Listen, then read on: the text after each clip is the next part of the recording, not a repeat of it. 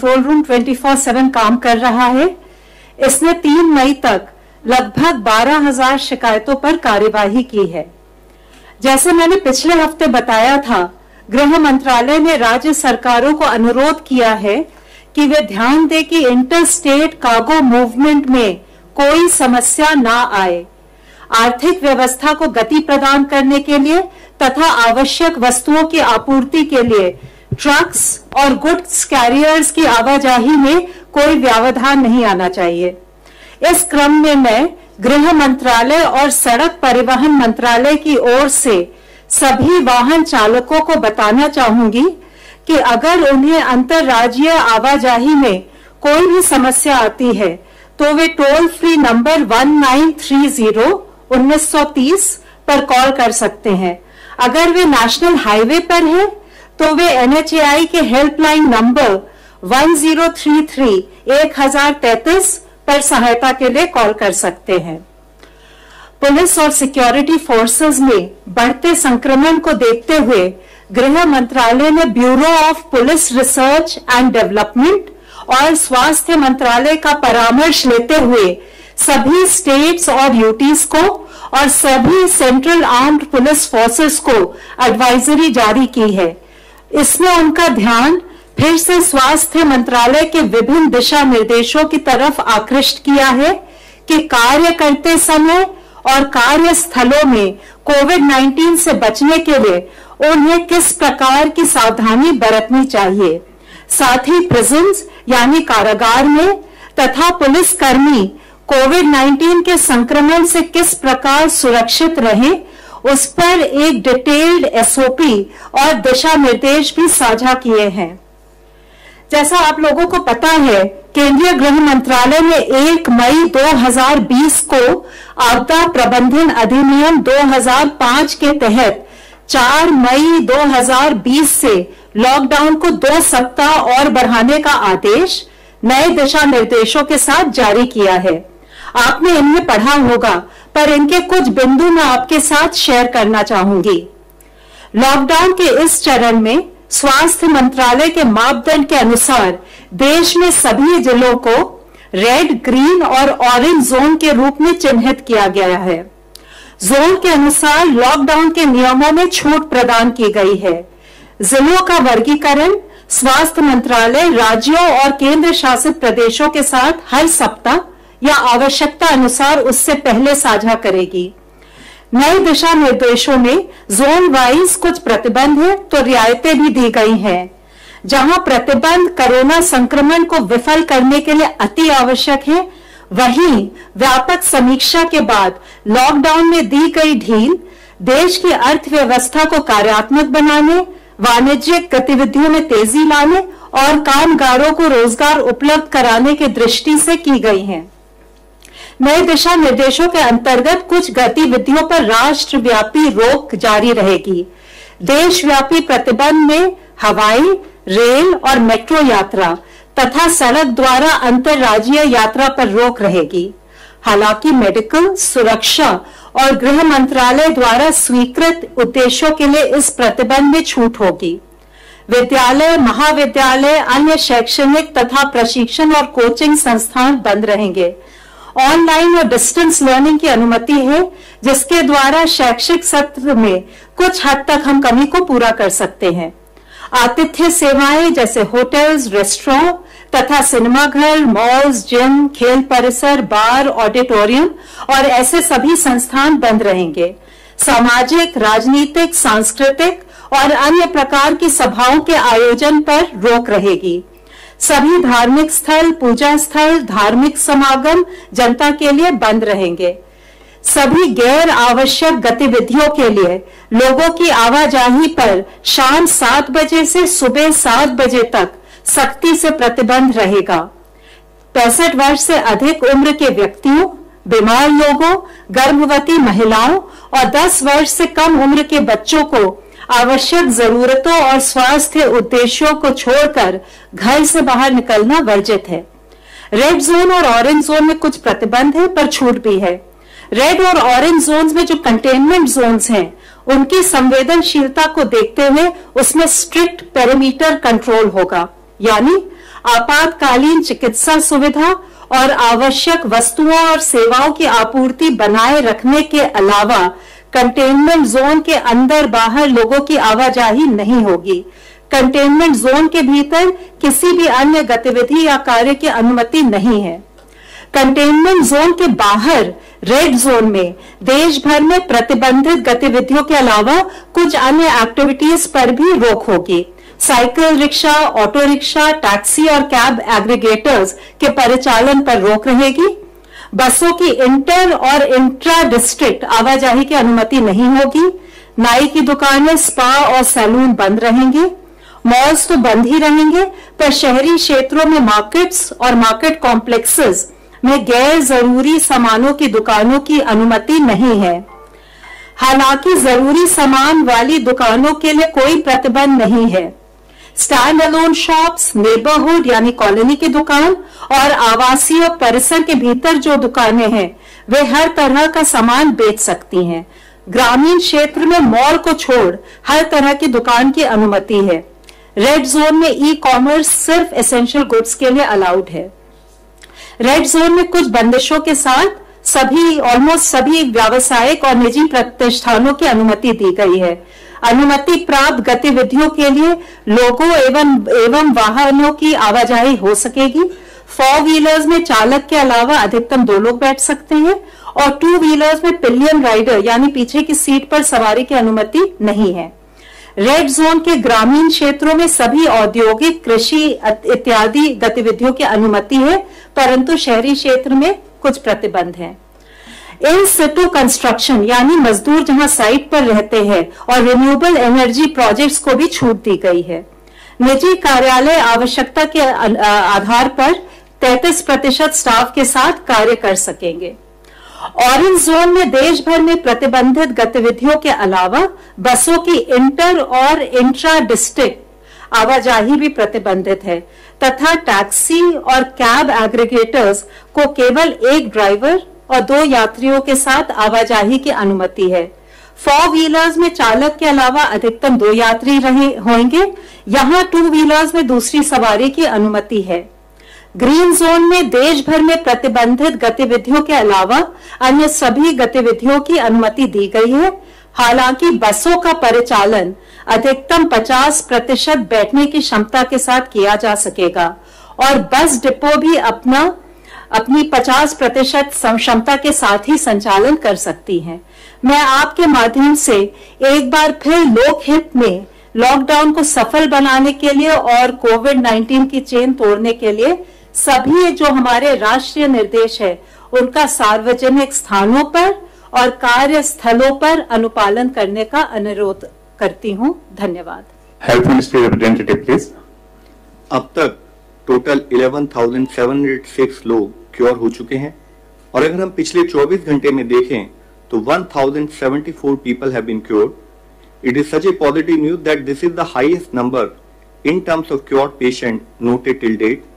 और इसके साथ ही हमारा रिकवरी रेट अब देखें तो है बढ़कर 27.52% हो चुका है।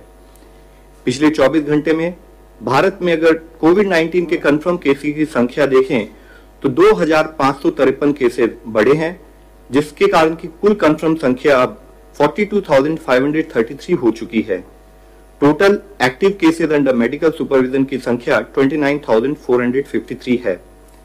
अगर हम सभी अपने क्लोज केसेस को डेटा के बेसिस पर एनालिसिस करें और एक आउटकम रेशियो कैलकुलेट करें, आउटकम रेशियो मींस कि जो हमारे केसेस क्लोज हो चुके हैं उनका आउटकम यानी कि क्या वो रिकवर हुए हैं या डेथ रिपोर्ट हुई है, उसके टर्म्स में मेजर करते हैं। यह हॉस्पिटल में क्लिनिकल मैनेजमेंट के स्टेटस को इंडिकेट करती है। तो इससे पहले हम लोगों ने 17 अप्रैल में जैसे बातचीत की थी तो पाया था कि देश में आउटकम रेशियो 80:20 नोट की गई थी और उसके कंपैरिजन में अगर हम आज का डेटा देखें तो पाते हैं कि हमारी आउटकम रेशियो बढ़कर 90:20 नोट की गई है, जो कि 17 अप्रैल के डेटा से इंप्रूवमेंट के रूप में हम देख सकते हैं। ये वैसे तो जैसे हम हमेशा बात करते हैं कि देश के लिए हर एक डेथ कंसर्न का विषय है, इसीलिए जरूरी है कि हम कोविड के ट्रीटमेंट की डीपर अंडरस्टैंडिंग डेवलप करें, फोकस करें कि हम अपने इस आउटकम को और बेहतर कैसे बना सकते हैं। आज जैसे कि लॉकडाउन हमारे देश के कुछ हिस्सों में स्टैगर्ड मैनर में ईज हो रहा है, तब हमारे लिए जरूरी है कि हम ये इंश्योर करें कि रिगरस कंटेनमेंट मेजर्स वहां लिए जहां पर कि केस पाए गए हैं। हम ये इंश्योर करें कि जितने भी हमारे केस हैं उसका इफेक्टिव क्लिनिकल मैनेजमेंट हो, और साथ ही हम इन्फेक्शन प्रिवेंशन और कंट्रोल पर भी अपना फोकस रखें। ऐसे पेंडेमिक्स में इससे पहले भी हिस्टोरिकली यह नोट किया गया है कि अगर सोशल डिस्टेंसिंग का रिलैक्सेशन यानी कि जब हम सोशल मोबिलिटी अलाउ करते हैं उस समय पर सही ढंग से पालन ना हो और रेस्ट्रिक्शन को सही ढंग से इस्तेमाल ना किया जाए तो सडनली डिजीज ट्रांसमिशन रेट फिर से इंक्रीज हो सकता है। इसलिए लॉकडाउन के बेनिफिट्स को बनाए रखने के लिए हमें सबको मिलकर यह इंश्योर करना होगा कि हम सब अपनी सोशल रेस्पॉन्सिबिलिटी को समझें और लॉकडाउन ईज होने के समय पर भी सभी प्रोटोकॉल्स और गाइडलाइंस का डिलिजेंटली पालन करें। There is a very fine line, complacent हो गए तो फिर से केसेस की संख्या बढ़ सकती है।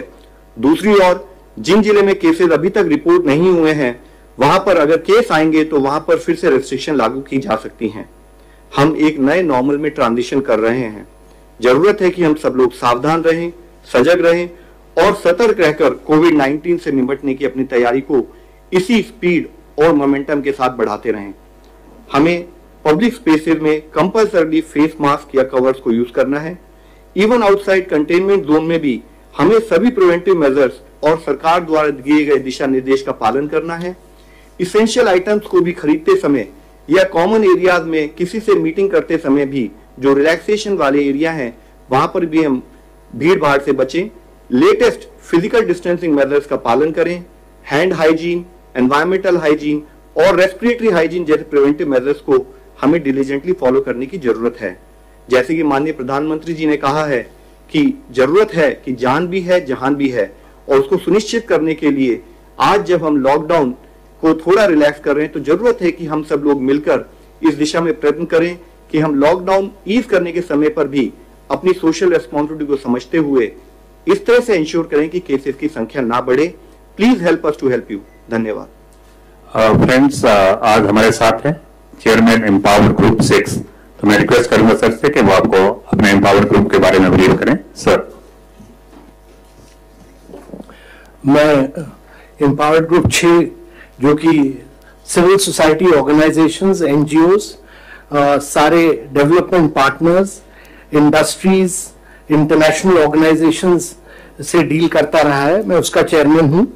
और इस ग्रुप ने जो जो काम किया है इसके बारे में मैं एक लिखित प्रेस रिलीज दे रहा हूं, पर मैं ये बताना चाहूंगा कि एम्पावर्ड ग्रुप 6 का जो सबसे महत्वपूर्ण काम रहा है कि इसने जो हमारे एनजीओ दर्पण में 92,000 सिविल सोसाइटी ऑर्गेनाइजेशंस और एनजीओ रजिस्टर्ड थे, वो पहली बार भारत में इन सबको मोबिलाइज किया और हर सेक्टर में, वो न्यूट्रिशन हो, हेल्थ हो, सैनिटेशन हो, एजुकेशन हो, उन सबको हम लोगों ने मोबिलाइज किया और उनको कोऑर्डिनेट करवाया स्टेट गवर्नमेंट और डिस्ट्रिक्ट एडमिनिस्ट्रेशन के साथ, जो कि जगह जगह जो हॉटस्पॉट्स थे, जहां जहां खाने की जरूरत थी, जहां जहां homeless, daily veg workers, migrant workers को मदद करनी थी और खाना देना था, इन सारे ऑर्गेनाइजेशंस को मोबिलाइज करवाया। स्टेट गवर्नमेंट्स ने हर डिस्ट्रिक्ट में एक नोडल ऑफिसर को अपॉइंट किया। उसके अलावा स्टेट गवर्नमेंट ने एक नोडल ऑफिसर अपॉइंट किया जिसने इन एनजीओज के साथ कोऑर्डिनेट किया। इन एनजीओज के लिए एक स्पेशल ऑर्डर इशू कराया गया जिससे कि वो अनलिमिटेड क्वांटिटी जितना चाहे वो फूड कॉर्पोरेशन ऑफ इंडिया से चावल और गेहूं ले सकते थे 22 रुपए सब्सिडाइज रेट पे, 22 रुपए और 21 रुपए पे, जिससे कि भारत में कोई भी मनुष्य, कोई भी व्यक्ति भूखा ना रहे। और इसलिए सारे एनजीओज ने मिलकर इसमें सहायता की। इसके अलावा डिस्ट्रिक्ट एडमिनिस्ट्रेशन को भी मोबिलाइज किया गया कि इन सारे एनजीओज के साथ मिलकर वो काम करें, कम्युनिटी किचन्स में एक अवेयरनेस क्रिएट करें, हाइजीन, सोशल डिस्टेंसिंग की, जहां जहां मदद चाहिए थी होमलेस के लिए, डेली वेज वर्कर्स के लिए, जहां जहां इन लोग के लिए कैंप्स बनाने थे, हेल्थ कैंप्स बनाने थे, रहने के कैंप्स बनाने थे, जहां जहां इन लोगों को एजेड लोगों को और डिसेबिलिटीज वाले व्यक्तियों की मदद करनी थी, उन सब की मदद की। और लगातार हम लोग इनके साथ करीब 10 या 12 मीटिंग्स हुई जिसमें जो जो दिक्कतें आई उन सबको हम लोग सॉल्व करते गए और इन एनजीओज ने बड़ा ही सराहनीय काम किया है। और अब अगले फेज में जब हम जा रहे हैं तो इन्हीं सिविल सोसाइटी ऑर्गेनाइजेशंस और एनजीओज को हम उपयोग करेंगे कि सीनियर सिटीजन्स और एल्डरलीज की कैसे मदद करनी है, उनको कैसे प्रोटेक्ट करना है और स्टिग्मेटाइजेशन के खिलाफ कैसे काम करें। अभी कुछ ही दिन पहले हम लोगों ने एनजीओज के साथ एक इंटरैक्शन किया था जिसमें हेल्थ सेक्रेटरी थे और हेल्थ सेक्रेटरी ने उनके साथ इंटरैक्ट किया और उसके बाद एक और इंटरैक्शन हुआ जिसमें हेल्थ मिनिस्टर ने उनके साथ इंटरैक्शन किया। इसके अलावा मैं आपको बताना चाहूंगा कि एस्पिरेशनल डिस्ट्रिक्ट प्रोग्राम जिसमें भारत की 112 सबसे बैकवर्ड जिनको हम एस्पिरेशनल डिस्ट्रिक्ट कहते हैं, वहां पर हम लोगों ने काम किया सारे कलेक्टर्स के साथ मिलकर। अभी तक 112 डिस्ट्रिक्ट में केवल 610 केसेस हुए हैं जो कि भारत के 2% से का नेशनल लेवल इन्फेक्शन का 2% केवल है और 112 डिस्ट्रिक्ट जिसमें करीब 22% भारत की जनसंख्या है रहती है, वहां केवल 2% केसेस रहे हैं। तो ये एस्पिरेशनल डिस्ट्रिक्ट में बहुत कमाल का काम हुआ है और केवल कुछ डिस्ट्रिक्ट्स ऐसे हैं जैसे बारामूला, नूह, रांची, वायएसआर, कुपवारा और जैसलमेर जहां कि 30 से ज्यादा केसेस हैं, बाकी जगह बहुत कम केसेस हैं। इन सब डिस्ट्रिक्ट्स में बहुत बड़ा मोबिलाइजेशन हुआ टेस्टिंग किट्स का, पीपीईज का, कोविड हॉस्पिटल्स का, कुक्ड फूड्स का, एसएचजीज ने मास्क बनाए और कई बहुत अच्छा काम किया गया। इसके अलावा हमने एक बहुत बड़ा मूवमेंट पीरामल फाउंडेशन के साथ मूव किया है जो है सुरक्षित दादा दादी और नाना नानी अभियान, और ये अब हम इंप्लीमेंट कर रहे हैं जिससे कि सेंसिटाइज करें लोगों को प्रिवेंटिव मेजर्स में और बिहेवियरल चेंज। और Bill and Melinda Gate foundation के साथ मिलकर इस ग्रुप ने एक और काम किया कि फ्रंटलाइन वर्कर्स वगैरह को मोबिलाइज करने के लिए एक क्रिएटिव कंटेंट बनाने के लिए indiafightscovid.com जो कि पब्लिक डोमेन में है, आप सब लोग डाउन कर सकते हैं, indiafightscovid.com, उसमें कम्युनिकेशन स्ट्रैटेजी बनाई क्योंकि भारत की जनसंख्या को कम्युनिकेट करने के लिए स्ट्रैटेजी बनी। इसके अलावा मैं बताना चाहूंगा कि हम लोगों ने इंटरनेशनल ऑर्गेनाइजेशंस को भी मोबिलाइज किया जिसमें WHO, UNICEF, UNFPA, UNDP, ILO, UN women, UN habitat, FAO, world bank, Asian development bank थे। इन लोगों ने काम किया स्किल बिल्डिंग में जिसमें 15,300 ट्रेनर्स को ट्रेनिंग दी, सर्वेलेंस हेल्थ ऑफिसर्स को बहुत ट्रेनिंग दी गई और इन लोगों ने प्रोक्योरमेंट में काम किया। 2 लाख PPPs दिए और 4 लाख N95 मास्क भी इन्होंने WHO, यूनिसेफ ने मोबिलाइज किए। UNDP के थ्रू हमने फर्दर ऑर्डर किया है भी 10,000 वेंटिलेटर्स और 10 मिलियन PPE किट्स जो यूनिसेफ भारत सरकार को देगा। इसके अलावा मैं बताना चाहूंगा कि रेड क्रॉस सोसाइटी को हर डिस्ट्रिक्ट में मोबिलाइज किया गया और रेड क्रॉस सोसाइटी ने अपने 40,000 वॉलंटियर्स को डिस्ट्रिक्ट एडमिनिस्ट्रेशन करीब 500 डिस्ट्रिक्ट्स में उन्होंने मिलकर डिस्ट्रिक्ट एडमिनिस्ट्रेशन के साथ काम किया और उन्होंने जगह जगह पर जा जाके quarantine, isolation facilities, donation of ventilators, mask, PPE, test kits में बहुत बड़ा काम किया। मैं यह बताना चाहूंगा कि हम लोगों ने प्राइवेट सेक्टर के साथ भी पब्लिक गुड के लिए काम किया और जिसमें कि बहुत बड़ा रोल रहा है प्राइवेट सेक्टर का इन सब मूवमेंट में। और प्राइवेट हेल्थ केयर के साथ हम मिलकर हमने CII, फिक्की, NASSCOM और सबने क्या क्या काम किया मैंने बड़े विस्तृत रूप से लिखकर बताया है कि हर एक ऑर्गेनाइजेशन ने क्या क्या काम किया, किसने काम हाइजीन के क्षेत्र में किया, किसने खाने के काम में किया, किसने रिसर्च फंडिंग में काम किया, सारा मैंने लिखकर दिया, इसलिए मैं दोबारा दोहराना नहीं चाहूंगा। पर मैं एक चीज जरूर बताना चाहूंगा कि NASSCOM के साथ मिलकर हमने स्टार्टअप्स और टेक्नोलॉजी ड्रिवन इनोवेशन में बहुत बड़ा काम किया और मेरे विचार से आगे चल के, क्योंकि मेक इन इंडिया हमको इन क्षेत्रों में काम करना है और आगे चल के वेंटिलेटर्स हो, PPE किट्स हो, तो ये सब में बहुत बड़ा काम हुआ है। और मिलके कई IITs के साथ मिलके IIT Kanpur, IIT Madras, IIT Delhi, Indian Institute of Science EDC Pune, इन सबको मोबिलाइज किया गया कि इनकी टेक्नोलॉजी को लेवरेज किया जाए हर क्षेत्र में और कई वेंटिलेटर्स सोल्यूशन निकाले गए जैसे एगवा जिसने कॉस्ट इफेक्टिव वेंटिलेटर बनाया जिसके साथ अब मारुति मिलकर काम कर रहा है, बायो डिजाइन जिसने कि एक रोबोटिक प्रोडक्ट रेस्पिड एयर निकाला, कायनियत जिसके बारे में मैंने यहां बहुत कुछ लिखा है, उसके अलावा क्योर और आर्टिफिशियल इंटेलिजेंस, जिसका कि एक्सरे के थ्रू वो कैपेसिटी, जिसने अभी बॉम्बे में काम कर रहा है, 10,000 CXR निकालता है इमेजेस डेली, जिससे पता चलता है कि किसी को फर्स्ट स्टेज कोविड-19 सिम्टम्स है कि नहीं। इसी तरह ड्रोना मैप्स, एमफाइन और कई स्टार्टअप्स ने काम किया है इन कई क्षेत्रों में। मैं ये भी बताना चाहूंगा कि आरोग्य सेतु के ऐप के साथ जो हम लोगों ने काम किया था, उसमें अब टेलीमेडिसिन फीचर भी लग चुका है और करीब ये आरोग्य सेतु ऐप अब करीब 90 मिलियन इंस्टॉलेशंस इसके गूगल प्ले स्टोर में बन लग चुके हैं और ये अभी शॉर्टली इसका फीचर फोन ऐप भी निकलेगा। और इसके साथ साथ ये आरोग्य सेतु मित्र, जो कि जिसमें कि सारे टेलीमेडिसिन फीचर्स हैं, वो भी हैं। मैं ये भी बताना चाहूंगा कि EG6 ने मिलकर अब हमारे कुछ पार्टनर्स थे, जैसे टेमेसेक, जैसे कि Bharat Bill Melinda Gate foundation, Temasek ने करीब 70,000 RT-PCR टेस्टिंग किट्स फ्री में डोनेट किए, बिल मेलिंडा गेट फाउंडेशन ने 30,000 दिए और बहुत सारे प्राइवेट सेक्टर बॉडीज ने N95 और सर्जिकल मास्क डोनेट किए। मैं इतना ही बताना चाहूंगा कि NGOs, प्राइवेट सेक्टर हो या इंटरनेशनल ऑर्गेनाइजेशंस हो, सब ने मिलके हर कदम पे भारत सरकार के मिलके क्रिएटिव तरीके से जो भी सहायता हो सकती थी मोबिलाइजेशन किया और हर कदम पर हम लोग के साथ मिलके इस कोविड-19 युद्ध में हमारी सहायता की। धन्यवाद सर। आपका जो press note it has been circulated, it will also be getting uploaded on the PIB website. अब हम कुछ क्वेश्चन ले लेते हैं। मौसमी सिंह फ्रॉम आज तक। सर, एक बहुत ज्वलंत सवाल है, MHA या हेल्थ मिनिस्ट्री आंसर कर सकती है। रेल टिकट को लेके काफी विवाद खड़ा हुआ है कि कौन रेल का टिकट देगा, और रेलवे मिनिस्ट्री ने ऐसी गाइडलाइन जारी की थी जिसमें कहा था कि स्टेट्स जो है वसूली करें मजदूरों से और फिर वो रेल को जाएगा। तो उस पर स्पष्टीकरण चाहिए कि क्या किराया वसूला जा रहा है, वो क्या rail tomorrow we are inviting in here only representative from the railway who can clarify everything. Can you just postpone to that, or I think actually let me respond. मैं आपको बताता हूँ। just 1 minute. नहीं, कोई बात नहीं ma'am, आपका question factually it has to be cleared.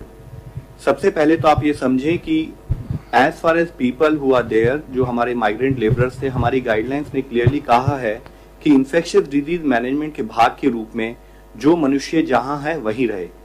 उसके बाद based on the request given from states for particular cases, उन्होंने जब गवर्नमेंट ऑफ इंडिया से रिक्वेस्ट की तो उसके बेसिस पर स्टेट की रिक्वेस्ट के तहत उन लोगों को स्पेशल ट्रेन चलाने की हमने परमिशन दी। जैसे कि आपने कहा है, गवर्नमेंट ऑफ इंडिया हो या रेलवेज हो, किसी भी कोशिश में हमने कभी भी कोई भी वर्कर से चार्ज करने की बात नहीं की है। हमने 85% जो पूरी ट्रांसपोर्टेशन का कॉस्ट बियर किया जाता है, वह 85% जो है वो रेलवे बियर करती हैं, 15% स्टेट को बियर करना है। और उसी प्रोसेस और बेस्ड ऑन स्टेट्स रिक्वेस्ट जो ये प्रोसेस शुरू हुआ है कि जो कुछ लिमिटेड पैसेंजर, जो स्टैंडर्ड पैसेंजर्स हैं, माइग्रेंट लेबरर्स हैं, जिनको लिमिटेड लोगों को लेके जाना है for some very particular reason, उसको स्टेट गवर्नमेंट उसी तहत में कोऑर्डिनेट भी कर रही है, except for 1 or 2 states. Mister Amir, News Nation.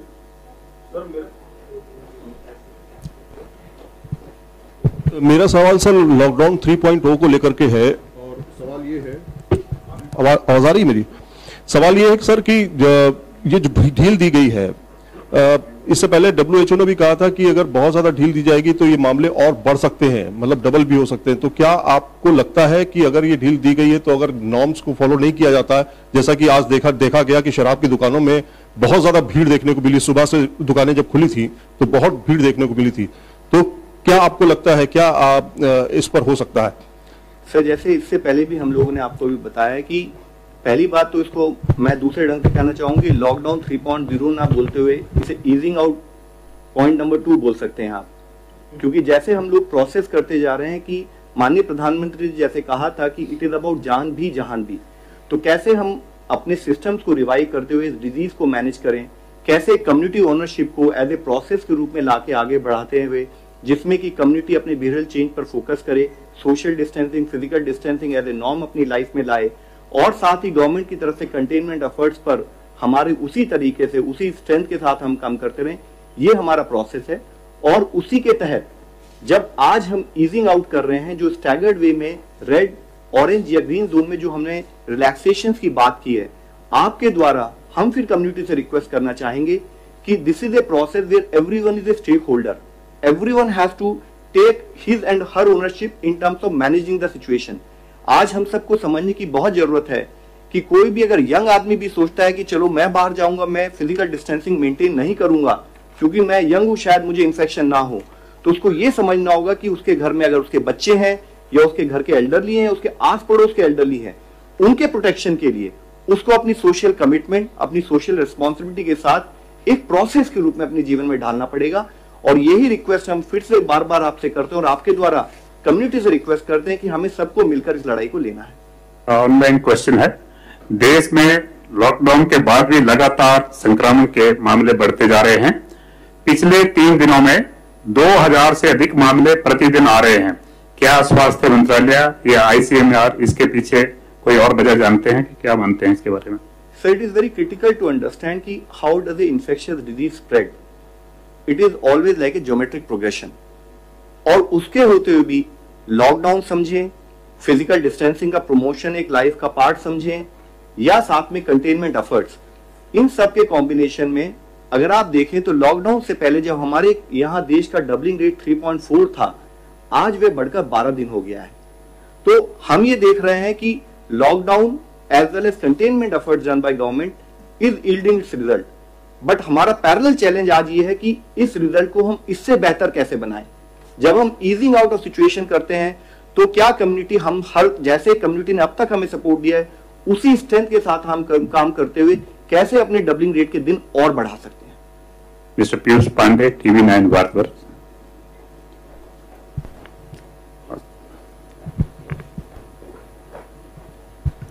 मेरा सवाल स्वास्थ्य मंत्रालय से है। सवाल ये है कि जिन राज्यों में बड़ी तेजी से केस आ रहे हैं जैसे गुजरात, महाराष्ट्र और मध्य प्रदेश, क्या वहां जो टेस्टिंग किट है उनकी कमी की सूचना आपके पास आई है और क्या केंद्र सरकार उनको टेस्टिंग किट मुहैया करा रही है? सर, जितने भी केसेस जहां पर देश में आ रहे हैं, इससे पहले हमने कई बार इस बारे में डिटेल में डिस्कस किया। हमने एक लैब से बढ़ाते हुए आज हमारी सिचुएशन की देश में 426 लैब्स हैं, जिसमें से कि 315 गवर्नमेंट सेक्टर में है और 111 लैब प्राइवेट सेक्टर में है। तो हम लोगों ने ये इंश्योर किया कि प्रोग्रेसिवली एज पर नीड हम लोग उसको प्लान करते हुए अपनी टेस्टिंग कैपेसिटी को बढ़ाते चले जाएं। तो देश में टेस्टिंग से रिलेटेड कोई इशू नहीं है। दूसरी इससे लिंक बात मैं आपके लोगों के नॉलेज में लाना चाहूंगा कि अगर आप देखें तो 1 तारीख को देश में 74,507 टेस्ट हुए और कल का भी अगर आप डेटा देखें तो 57,474 टेस्ट देश में हुए हैं। तो देश में टेस्टिंग कैपेसिटी बढ़ती जा रही है। देश में as per the sampling criteria testing के नंबर भी बढ़ते जा रहे हैं और हम हर तरह से इंश्योर कर रहे हैं कि जहां पर भी हमारे केसेस ज्यादा आए, हम उन केसेस को स्टेट के साथ कोऑर्डिनेट करते हुए कैसे कंटेनमेंट जोन बनाएं और उन केसेस को कंट्रोल करें। इसके साथ ही मैं आप लोगों की नॉलेज में ये भी लाना चाहूंगा कि जैसे कुछ जिलों में जहां पर की केसेस की संख्या ज्यादा पाई गई, स्टेट्स के साथ video conference cabinet secretary sir के लेवल पर भी उस पर डिस्कशन हुआ और कलेक्टिवली हम लोगों ने डिसाइड किया कि हमारे कंटेनमेंट मेजर्स में क्या एडिशनल एफर्ट हमें करने की जरूरत है और स्टेट के सपोर्ट के लिए हमने 20 सेंट्रल टीम्स भी अभी रिसेंटली भेजी हैं। Mister Ashok, ANI। मेरा सवाल यह है कि क्या हम लोग तैयार हैं अगर एवैक्यूएशन प्लान होता है तो उनके क्वारंटाइन सेंटर के लिए और बाहर से जो लोग आएंगे उनके रखरखाव के लिए, और इसकी तैयारी कर ली गई है? सर, अभी इसके ऊपर डिस्कशन चल रहा है। अगर कभी भी ये डिसीजन लिया जाएगा तो मिनिस्ट्री ऑफ एक्सटर्नल अफेयर्स आपको डिटेल में ब्रीफ कर सकते हैं, बट शॉर्ट में मैं आप लोगों की नॉलेज में लाऊंगा कि अगर कोई भी डिसीजन होता है तो वो एक स्टैंडर्ड SOP के तहत होगा और उसके तहत ही कार्य किया जाएगा। Mister पेरीमल, NDTV। सर, मेरा सवाल ये है कि कल एक खबर आई कि पीक जो है केसेस का वो मई के एंड या जून के शुरू में आएगा। क्या आप लोगों की जानकारी में है कि इस तरह का पीक उस वक्त आएगा? और दूसरी नंबर चीज ये कि क्या कर्व फ्लैटन हो रहा है? Sir, question of peak is link to how we collectively operate. अगर हम लोग जैसे कि अगर आपने देखें लॉकडाउन के समय में भी और अदरवाइज कंटेनमेंट एक्टिविटीज के थ्रू कैसे हम केसेस की संख्या को रिलेटिवली कंट्रोल करते हुए आ रहे हैं, तो अगर आप इसको एज ए कर्व देखें तो the curve is relatively flat as of now. और साथ में पीक कब आएगी, I think it is actually not the right way of looking at the whole situation. What is relevant is कि जब हमें पता है कि किस तरीके से हम डिजीज को प्रिवेंट कर सकते हैं, अपने आप को बचा सकते हैं, तो अगर हम कलेक्टिवली मिलकर उस दिशा में कार्य करेंगे तो पीक शायद कभी ना आए, और अगर हम कहीं पर भी फेल होते हैं तो उसी टाइम पर हम एक स्पाइक को ऑब्जर्व करेंगे। Mister Nido, Dainik Jagran. Sir, ये आप कहते हैं कि राज्यों का सहयोग जरूरी है कोई लड़ाई में, लेकिन पश्चिम बंगाल से जो इंटरनेशनल टीम गई थी, उनकी जो चिट्ठी गई है वहाँ पे वो सामने आई है, उसमें वो लगातार कह रहे हैं कि जो केसेस बता रहे हैं वो सेंट्रल गवर्नमेंट को, वो गलत आंकड़े दे रहे हैं। वहाँ जो मौत के जो रजिस्टर हो रहा है जो बता रहे हैं वो भी गलत दे रहे हैं। तो अगर कोई स्टेट इस ढंग से सहयोग नहीं कर रहा और गलत आंकड़े दे रहा है तो फिर कैसे आप उसको कंट्रोल कर पाएंगे? सर, पूरे एफर्ट में अगर आप देखें कलेक्टिवली जो भी आज तक देश का ओवरऑल स्टेटस रहा है, वह स्टेटस आपको ये मान के चलना पड़ेगा कि effectively it is states which take ownership and deliver. तो मैं ये आपकी बात को उस सेंस में कहना चाहूंगा कि आज भी हम जो डिलीवर कर रहे हैं वो स्टेट के साथ मिलकर ही कर रहे हैं। Yes, last question, please. My question is Mr. Abhinav Kant. No, see, when MHA is issuing some guidelines, we see some states tightening those guidelines. For example, in Kerala, the liquor shops are not allowed to work. And then what about your plans to revive or reopen the economy that way? And what is Niti Aayog's assessment of the state of the economy as of today? See, under the guidelines, it is very clear that Ministry of Home Affairs has very clearly stated that these are the guidelines for the country and beyond which the states can further tighten it up depending on the situation on ground. They can, because in a federal structure, they are fully aware of the scenario on ground, district by district by district, they are fully aware.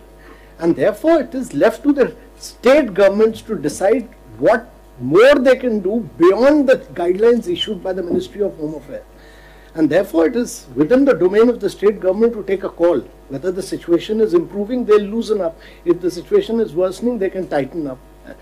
How many red, orange and green areas there are, it is for the state to take a call on that. Thank you very much, friends. Thank you. Technology में किसकी रफ्तार के धुएं में है बात? Mobile world में कौन जमा रहा है धाक? हम रखेंगे पूरा टेक ट्रेंडिंग स्टॉक, अनबॉक्सिंग से लेकर